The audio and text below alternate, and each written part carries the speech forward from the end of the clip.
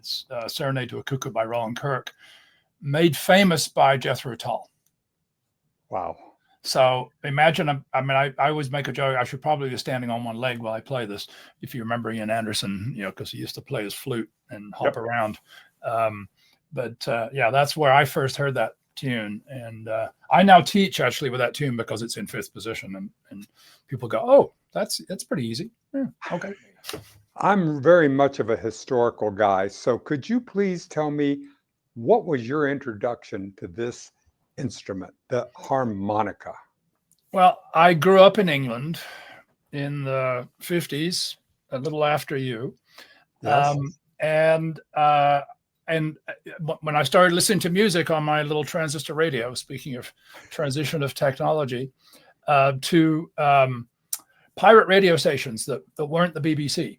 And right. They were offshore, right? There was an offshore and they were beaming. Oh. Yes, they were real boats. And there was Radio Caroline, which was my favorite. And I'd sit there with either those little tiny earpieces that one dealt with that had little magnets in them, or the actual just holding the radio up there. And it was about, that big, size of a deck of cards. And I would listen to the Beatles. So, the beginning, a lot of the early John Lennon kind of stuff that he did. Yeah. And I just, it's the ear candy. And I was like, that's interesting. And then John Mayall, who introduced the world to probably most of the best guitar players of the last 50 years, including Jeff Beck and Eric Clapton and a few others. And then, you sort of get the Bob Dylan thing and go, that's a little different, and Neil Young, and that sounds a little different.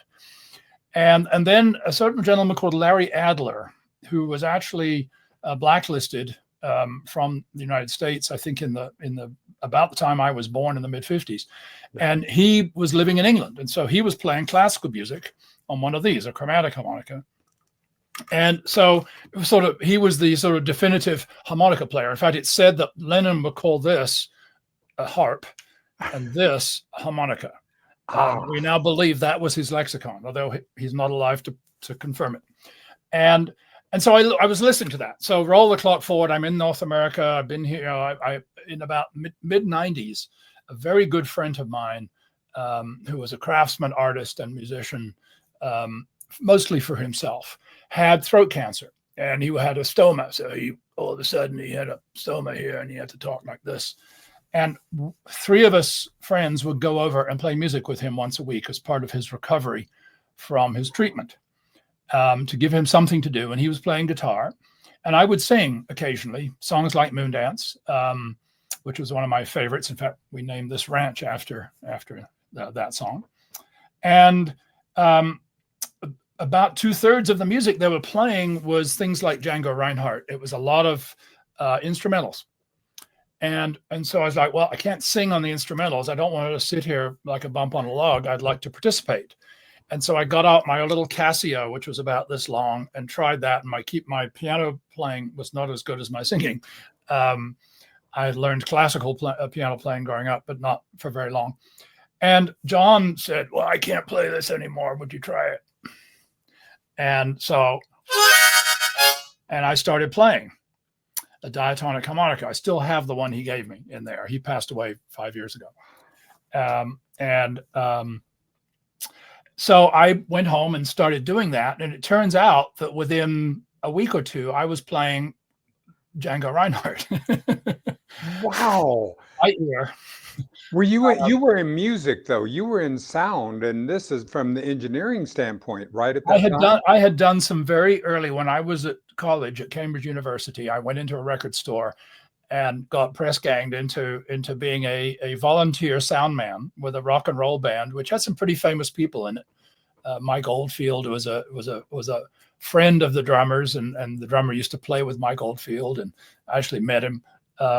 And another guy, played with Zeppelin. And so anyway, they were very famous players, but I was just this kid doing sound and helping lug the speakers around and sitting in the back of a panel truck at 3 a.m, trying to get home, as one did. And my paycheck was usually, a bottle of champagne or something. Or something. And but I had a blast, and I learned a lot about controlling music, and I have good ears. I'm still lucky at 71, almost 72, to have good ears. Yes. And so I always enjoyed that, and I started doing recording at that time with some friends with a cassette tape recorder and just stereo tracks, live recordings, both of the band and of a couple of guys in my basement. I have my own basement tapes. And so the harmonica, so I had good ears, and it turns out my wife, who is a music teacher, I know you've met Brenda, music teacher and one of the best musicians I know in terms of understanding music, has helped me really advance tremendously in terms of understanding how the instrument is laid out. And what she said to me is, and I don't know if this is true, but I have close to perfect pitch, I guess. Wonderful. Because it allows me to hear and sing harmony and play harmony. And to know when I'm in tune, and so I have a good ear is the way I would describe it, my way of describing that. And so it allowed me to learn this, and then I realized I was, there's this weird thing about harmonicas where you don't play if a blues band is playing in the key of A, you don't play an A harmonica, you play a D harmonica. Really? And that's called cross harp. And it's D, E, F, G, A. It's a fifth off the tonic of the song. Yeah. So people say, pick up your A harp. It's like, what is the key of the song? It's in A. Okay, I'll pick up a D. Thank you very much. But if it's in D minor, you pick up a C harmonica. Wow. And that's another fifth. And that's called the circle of fifths. And it goes on for 12 and comes back to the beginning. And each of those positions, well, that song that I introduced the show with is actually played in fifth position. And what happens is that the pitch of the tonic of the song, the key of the song moves around in the harmonica depending on what position you're in. And in the 20s, the mostly Black community of blues players discovered that if you play, and I'll just pick up a D harmonica. I have a box of them over here.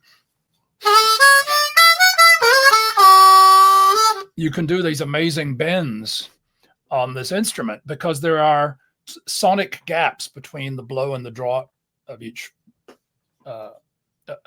reed, of each hole. And so you can bend the pitches in between them.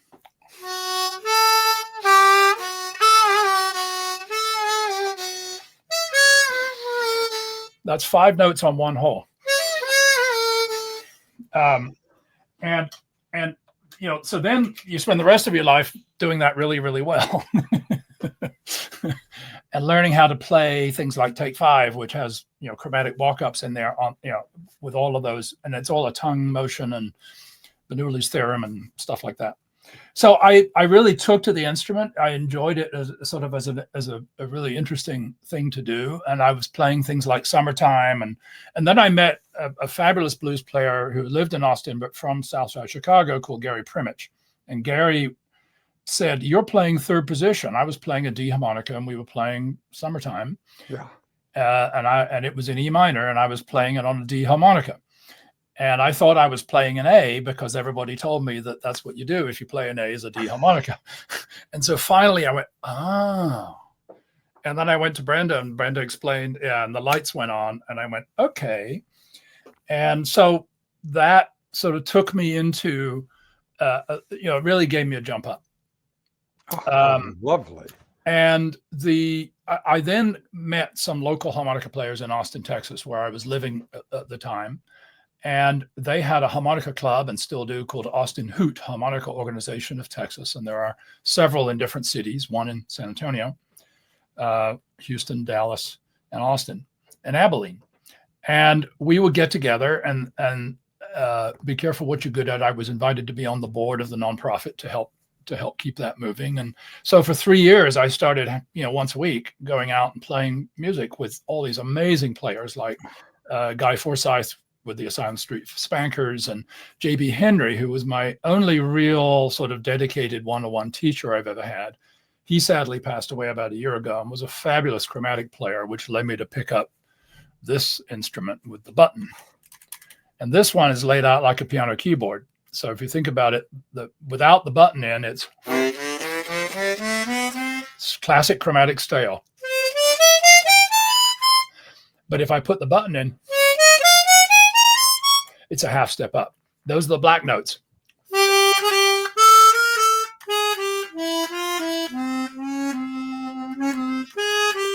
So you get all these wonderful things. And this is what people play classical music on. That's wonderful. Or very melodic tunes. When I'm asked Yes. to play something very melodic, Beautiful Dreamer, right? There you go. Yes, exactly. And I probably only played that once before in my life, but I sort of, you know where it is because it's a chromatic layout. And by the way, this is what Stevie Wonder plays so beautifully. Yes. That's what. Now, are you seeing? Now, you were past president of the organization for the Society of the Preservation and Advancement of Harmonicas. That's right. That's right. Yep. So this is the organization that you're that you're part of. That we're going to be publicizing this wonderful event that's going to be coming, and this is going to be in San Antonio then next week. Correct. Yeah, starting next Tuesday, the 12th of August. Yes. Yes. So anyway, so are you seeing where are you seeing harmonica here, and how this is working as far as the popularity, as far as it's staying within, are there seeds enough? Are there seeds enough that you're continuing? Because there's something about this instrument that moves me. There's something that when I hear a harmonica, something shifts inside of me. And I'm sure it does, different people will resonate with different instruments, but it just happens to be that harmonica does it for me. Yeah. Yeah. And first of all, one unique thing about the harmonica, it is the only instrument that's played with the mouth, for obvious reasons, that you blow and draw through, blow and suck. Right. So you're getting notes. If you play a saxophone, it's all blow. If you play any other instrument, all blow. And so you are literally very much like singing, which is another emotional way to provide music, because it's all about what you can do with your voice and your tone and everything. The same thing is true with this. Everything that comes out of here, people will sort of blame the harmonica or the mic or whatever. It's like, no, it's all about what's going on in here. And some of the best sounding players have really big mouths, and I have a little tiny mouth, so I have to compensate. Because they have there's a whole like a resonance chamber. There, and it goes all the way down to your belly, because that's where the sound is coming from. Got it. So, when you're playing, you're doing it from your belly, just like you don't want to do it up here because you'll get all tense and pass out. Sure. And so it's a very emotional instrument, because you can put, you look at the pictures of people playing and they're moving a lot, and it's because it's this really expressive thing. And I see that in other instruments as well, but it has that unique thing that it, like the accordion, except that's with bellows. Obviously, it is the only instrument played by a human mouth that is blow and suck. So at the SPAH, are we going to see all ages? Are we seeing this coming across as far as people being excited and wanting to invest in this? Because I'm feeling that there's something very human and organic about this instrument that I don't always feel with other instruments. It's almost like it's a participant, like it's an extension of yourself, and now you're explaining to me why. Yeah, it is one of the important parts of our P in the preservation. In addition to the music, both music played by the instruments, but also played in the traditional style, like the trio, and we'll talk more about that in a bit. But also, just playing the instruments with the various different kinds, and we'll talk about all those in a moment. Is important. That's all part of the preservation. The biggest part of it, and prior to working with SPAH, I worked with the Kerrville Folk Festival. And one of the things I learned there, and we have done actually since before I got involved on the board with SPAH a dozen years ago or so, is we started a scholarship program. And we fund that scholarship program through donations on our website at spah.org. And we bring 4 to 6 young players, 21 and under, to come and join us. We pay a little bit of airfare if we can afford it. We pay their hotel room for them and a guardian if they're if they're under 18, and we pay their registration fee, and we look after them, and we immerse them in with the amazing people we're going to talk about who will be coming to the convention in San Antonio. And more as important to that, and I learned this from one of my colleagues in the UK who has retired from running the Harmonica UK organization, you have to keep them coming back. And so it has to be fresh, and that the music has to be, we got to have rock and roll in there. We got to have some hip hop in there. We got to have, the music that appeals. Yeah. But we also have Indian ragas, which are fabulous. I grew up listening to Ravi Shankar and saw him live a couple of times. And so I love listening to these 14-year-olds playing this incredible music. Peter Madcat Ruth, a good friend of mine, plays with a tabla player now, and which is the Indian hand drums. And so all of that comes together at SPAH. And we also try to find roles for those people. The chairman of our youth committee used to be a scholar. All right. One of our performers this year, Michael Avi,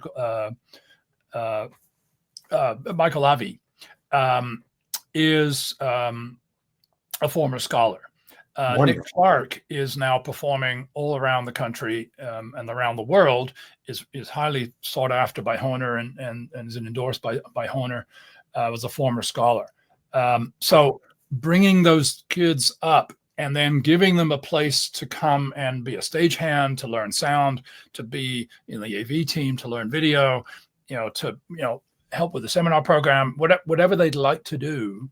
We want to keep them coming back and give them, the opportunity to have volunteer jobs. And we obviously, this is a volunteer-run organization, with the exception of our pro sound team. And so we keep giving them reasons to come back. We make it inexpensive for kids under 25 to attend. Wonderful. And then after that, and during that time, we try to cultivate them as participants in the organization and bring them into the leadership. Oh, that's lifeblood, right? If we don't do that, then 10 years from now, we're all going to be, we're all going to be sitting around going, what happened to our organization? We are 62 years old as an organization. This is our 62nd year. And if you go to our website, you can see both the magazines, if you're a member, going back to 1963, when they were mimeographed, back to our technology transitions, and to today's, electronic printing, and online development stuff, and can also look at the programs from those first few years when they held them up in Michigan and in Canada across the river. Oh, so, how exciting! Preservation is a big part. We try to preserve on every axis that could possibly mean, and we use is obviously a critical one. And we've watched clubs atrophy because they lose that for a minute. The San Antonio Club just went through a rebirth thanks to their new president, and has brought the young people in and has gone to East San Antonio and got people excited. And all of a sudden you're seeing 15 and 25 and 35-year-olds out there enjoying themselves doing this and playing, on stage in these blow-offs they do. And I just love it. I mean, it's the reason I did the job I did. It's the reason I still help. Oh, that's wonderful. And it's a reason why you still play, because you and Brenda, him and her, this is your opportunity to be able to do. We have a little video of you two playing that we'll get a chance to be able to show.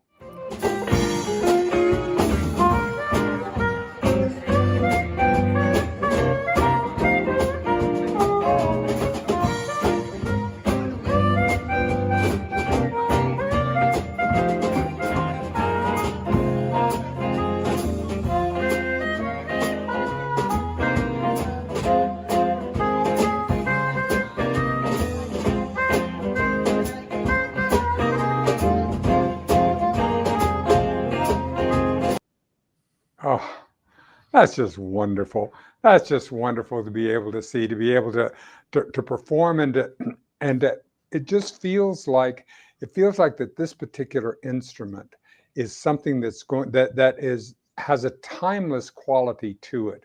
And but it doesn't, but you can't do it by itself. You have to have an organization that is willing to put the kind of time and investment in that you're doing. Yeah, and I think there are also a number of people who focus on reaching out to children, in many cases disadvantaged.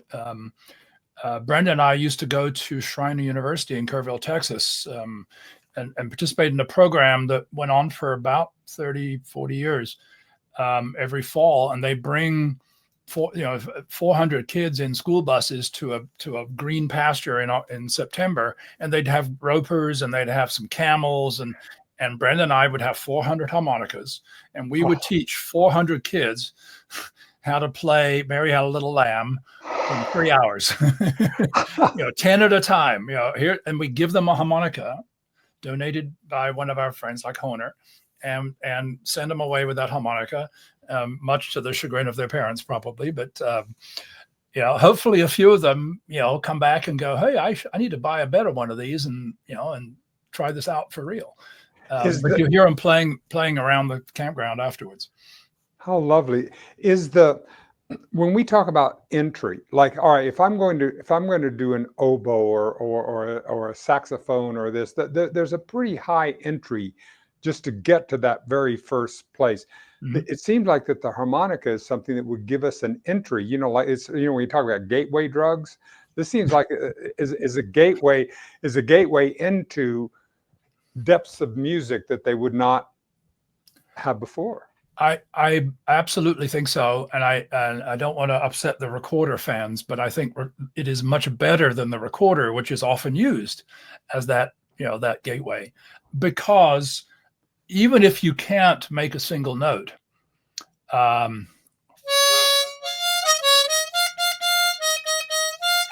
right, that's the single note version of that.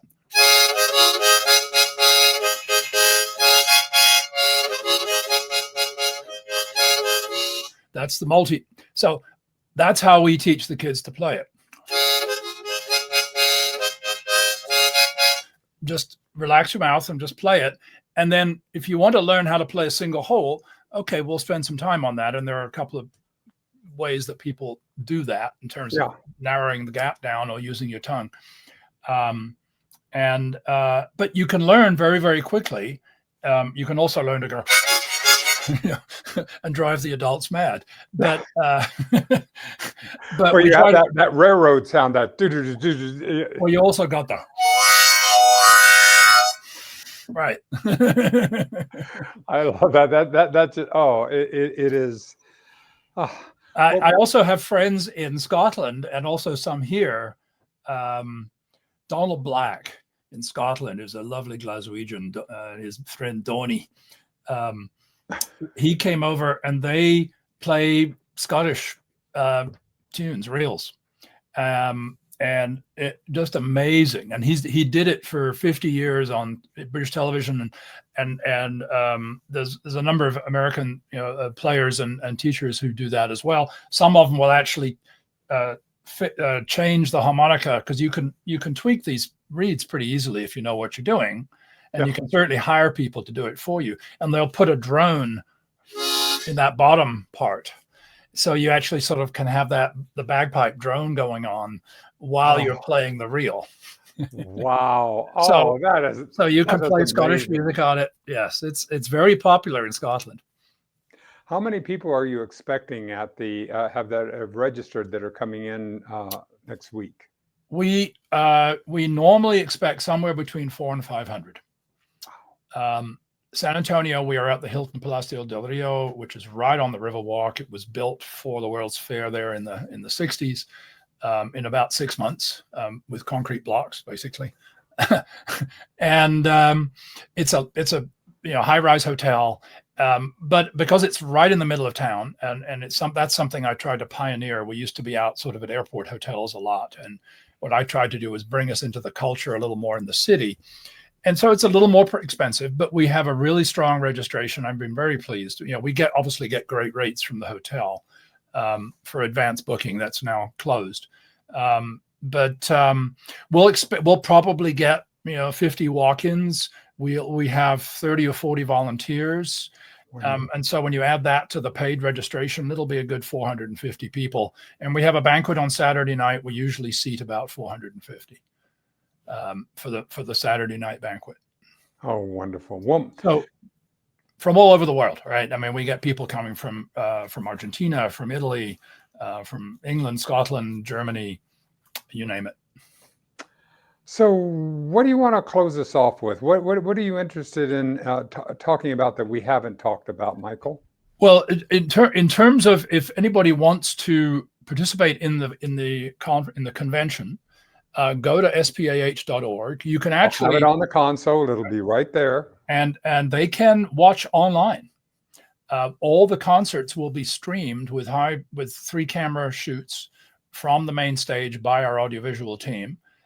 Both the afternoon and evening performances, and all of the some 40 seminars will be recorded on iPhones and then uploaded later, and all the notes and everything are put on the internet. So if you pay to join us online, you can watch the whole thing from your living room on YouTube, basically. Oh, that's wonderful. And if you miss something, and you want to watch it later, you can watch it later, and those recordings are there, for as long as you need them. Wonderful. So that's one thing. The second thing is we obviously love walk-ins. People who are in and around the San Antonio area can walk in on Tuesday and register for a single day or the whole week. If you register for the whole week, if they've missed this, if this happens to be, if people are watching this afterward, they can then register and then go back and watch the videos. The registration for watching on video ends on August 10th because we have to get the location of the videos, the private listings to where to go watch. Got it. Out to them. So, but anybody who registers if somebody walks in and they're thinking about coming for 2 days, and we'll tell them, look, if you register for the whole week, you'll get the recordings too. And you'll get them all. And you'll get them all, even the days you miss. Oh, that'll be wonderful. All right, listen, before we go though, you sent us a graphic of the different types of harmonicas. And so could you just go across this and help us just so that we'll have this in general, what these are? So I'll start at the bottom. Mm-hmm. This is a bass. Actually, this is a contrabass. It's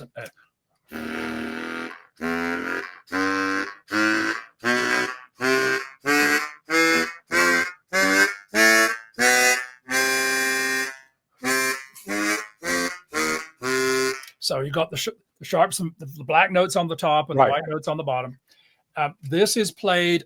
Traditional harmonica trios had one of these, a bass harmonica. So if you think about the harmonic cats or the harmonica rascals, those guys, and we feature these every year in our event, and we also teach people how to play some of these instruments. The lead is played on the chromatic, so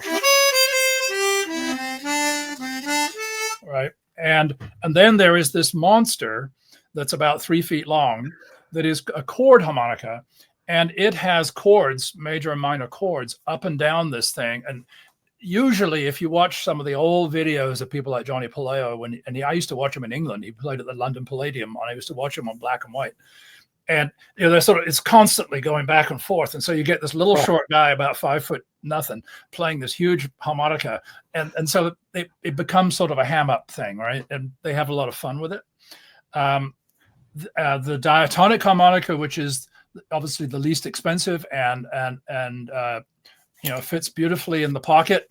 You can carry. I usually carry 2 of them at least in my car because you can just drop them in there. Relatively inexpensive, and you can play a lot of wonderful music on here. Some people can play in any key on a single one of these. That takes a lot more skill.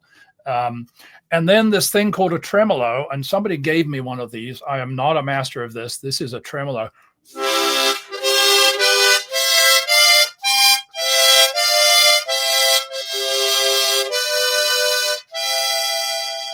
So you can imagine that sort of organ-like, in a church music setting, or just playing behind Willie Nelson.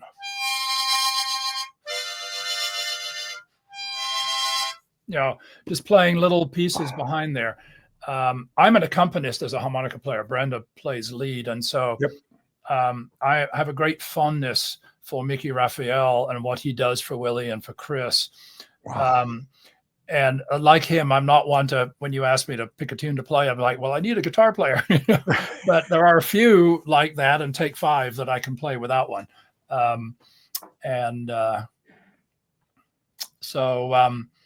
That's, and what happens is that three people will get together with a trio, and they'll play a chromatic, a chord, and a bass, no guitars needed. And they'll play, Peg in My Heart, which is one of the sort of classics of the of course era. And many other things. I mean, I've seen, we have an Italian performer that plays in a trio and does Italian music with it. Oh, Michael, God, that's wonderful. You can just about play anything on it, and it's in the same range as the voice, and so you have to be careful when you're playing with a vocalist, particularly when you're married to them. It could be career limiting, because your job is to play between their words, not on top of them, because you are right in that same place. Not when you're playing bass, but when you're playing, that is right in the vocal range. And so you have to learn, if you're playing with another vocalist. And I was fortunate to learn my skills at the Kerrville Folk Festival playing with other people. And I learned that if I would be invited back if I behaved myself.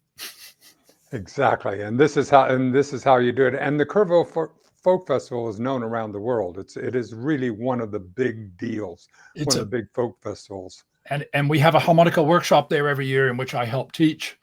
It happens starting Memorial Day weekend and goes on for 18 days. It has gone on for 52 years. And I'm pleased to say has recently been a place of refuge for all these people in Kerrville who got displaced. And so they've been serving food and providing camping and lodging facilities to hundreds of people for the past month. So they stepped in and did what they needed to do. In fact, we canceled the fall festival so they could focus on that. So good folks. Good folks indeed. And as are you. Michael, thank you so much for giving me some time today, and have a wonderful convention. And thank you for giving me an introduction and an opening to this instrument that I love, that I now have learned so much more about. Thank you very much for having me. I really enjoyed talking with you, Dennis, and appreciate your questions and your insights. Thank you so much. All right. And my best to Brenda, that amazing Brenda Freed. Yes, indeed. All right. Thank you. We'll see you next time. All right. Thanks, Dennis.